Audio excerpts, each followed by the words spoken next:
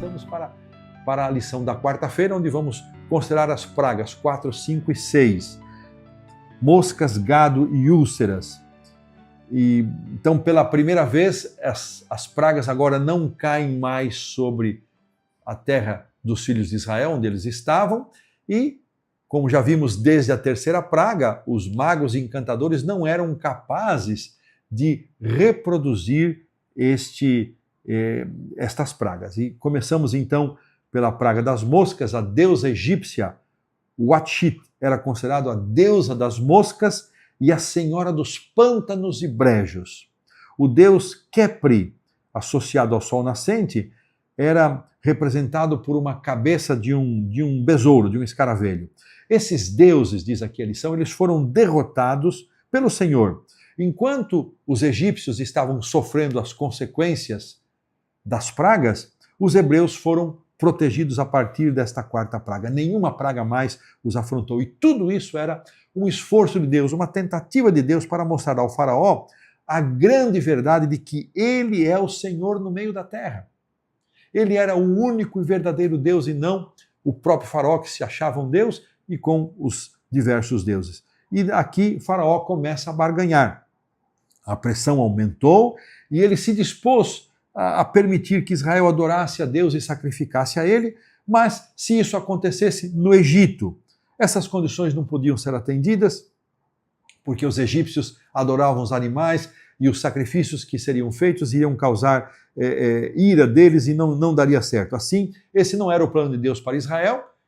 Moisés e Arão não aceitaram esse plano e Faraó endureceu o coração. Na próxima praga, agora já no capítulo 9, os versos de 1 a 7, ela atingiu o gado, Hathor, a deusa egípcia do amor e da proteção, que era retratada por uma cabeça de vaca. O deus touro, Apis, também era muito popular e estimado no Egito. Então, na quinta praga, outras divindades foram derrotadas quando o gado dos egípcios morreu. E veja que esta quinta praga, as pestes dos animais, elas não destruíram todos os animais, mas foi uma forte demonstração do que viria a acontecer se Faraó continuasse no endurecimento do seu coração. Então nós chegamos à sexta praga, que está aí dos versos 8 a 12 e que são as úlceras. E agora é interessante, irmãos, que não é mais a vara de Moisés que é erguida, mas sim mãos cheias de cinza são atiradas por Moisés em direção ao céu. E esta praga então manifesta a derrota de Ísis, a deusa da medicina, da magia e da sabedoria, bem como Sekhemete, a deusa da guerra e das epidemias. E Imhotep, a deusa da medicina e da cura. Misericórdia, quanto Deus, não é? Ironicamente, os próprios magos e feiticeiros, eles ficaram tão aflitos que eles chegam a dizer aqui no verso 12, porém,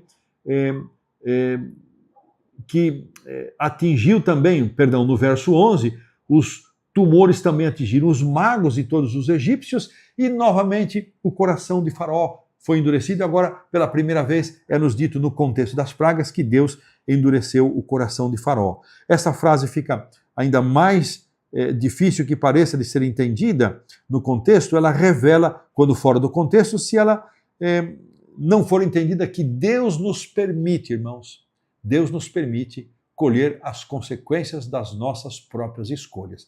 Deus não nos tira a liberdade de escolha, mas Ele não impede que nós soframos as consequências das nossas escolhas. Lembrando sempre do texto de Moisés, quando ele diz: eu hoje te proponho vida e morte. Se vocês escolherem a vida, vai acontecer isso, isso, isso. Se vocês desobedecerem, escolherem a morte, vai acontecer isso, isso, isso. Então, Deus orienta, Ele dá a opção. Escolhe a vida, você tem o caminho da vida e da morte. Se você obedecer, isso tudo vai acontecer. Se você desobedecer, isso tudo vai acontecer. Escolhe a vida.